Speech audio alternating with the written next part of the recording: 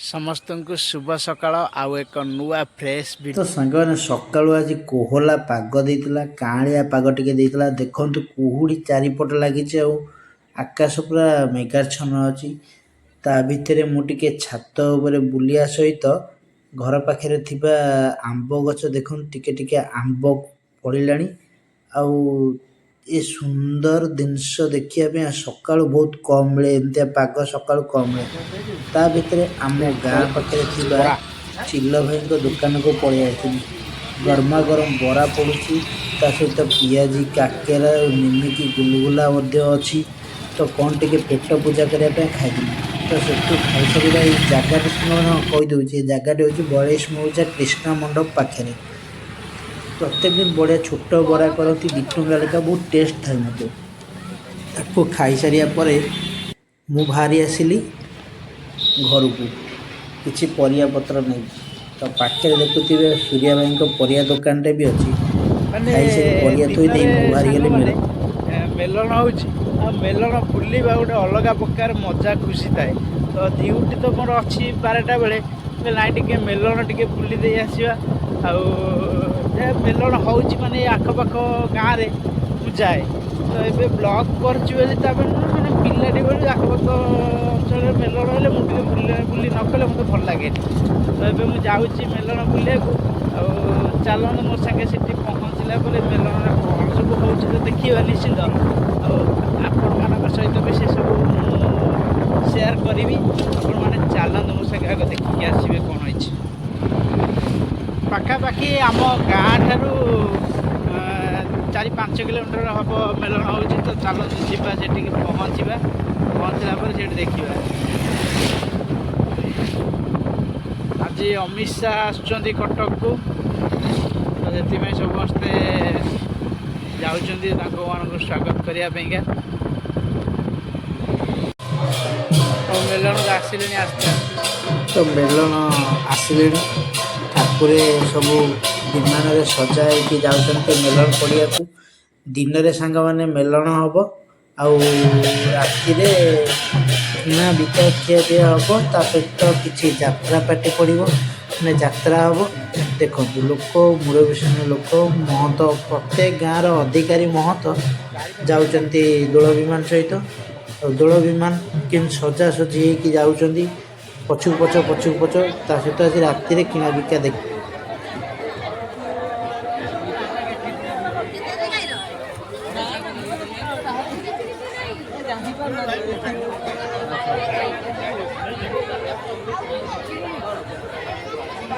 ବିଭିନ୍ନ ଜିନିଷ ଖେଳଣା, ବେଶୀ ତ କରି ଛୋଟ ଛୁଆଙ୍କୁ ଆକର୍ଷିତ କରିବା ପାଇଁକା ଖେଳନାଠୁ ତାଲା ଚାବି ସବୁ ପ୍ରକାର ପଡ଼ିଛି। ତା ସହିତ ଛୁଆଙ୍କ ପାଇଁକା ବେଶୀ ଜିନିଷ ପଡ଼ିଛି, ବେଲୁନ, ଲାଇଟ୍ ବେଲୁନ, ବିଭିନ୍ନ ପ୍ରକାର ଖେଳନାଠୁ ଆରମ୍ଭ କରିକି ଅଧିକାଂଶ ତ ପ୍ରାୟ ଖେଳନା ପକାଇଛନ୍ତି। ତା ସହିତ ଯାତ୍ରା ମଧ୍ୟ ପଡ଼ିଛି। ଆଉ କିଛି ମନୋରଞ୍ଜନ କରିବା ପାଇଁକା ଖାଦ୍ୟ ପ୍ରସାର ପଡ଼ିଛି। ବହୁତ ପ୍ରକାର ମେଲଣ ଜିନିଷ ପଡ଼ିଛି, ଆପଣମାନେ ଦେଖନ୍ତୁ। ଆଉ ଏବେକା ମାନେ ଧାନ କଟାକଟି ସରିଯାଇଛି, ପ୍ରାୟ ସରିଯାଇଛି। ଏବେ ଗାଁ ମାନଙ୍କରେ ଦୋଳ ପର୍ବ ଚାଲିଛି। ଆଉ ଦୋଳ ପର୍ବରେ ଏସବୁ ଯାତ୍ରା ଗାଁ ମାନଙ୍କରେ ବହୁତ ଆନନ୍ଦମୟ ଦେଇଥାଏ। ଏମାନଙ୍କୁ ମାନେ ଗାଁରେ ସମସ୍ତେ ଯିଏ ଯେଉଁଠି ଥାଆନ୍ତି ଆସନ୍ତି ଏଇ ଦୋଳଯାତ୍ରାରେ ଦେଖନ୍ତି। ଇଏ ହେଉଛି ବନ୍ତୁଣିଆ ଗ୍ରାମରେ ଦୋଳଯାତ୍ରା ହେଉଛି। ଝାଡ଼ୁଠୁ ଆରମ୍ଭ କରିକି ଡାଲା, ବାଉଁଶିଆ, କୁଲା, ସବୁ ପ୍ରକାର ଭେରାଇଟି ପଡ଼ିଛି। ଆପଣମାନେ ମୋ ସହିତ ଦେଖନ୍ତୁ।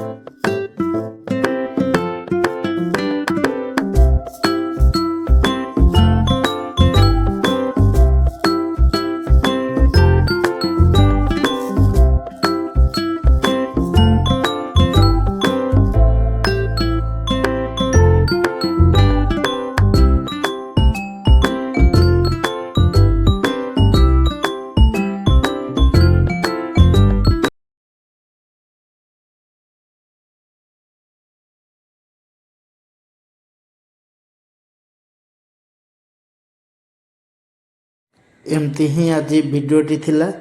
जदि आपण मानक मो वीडियो भल लगुच निहाती भावे चैनल को सब्सक्राइब करी भिडियोटी को लाइक करदे सांग मान पाखु शेयर करदे। रही सांग माने जय जगन्नाथ।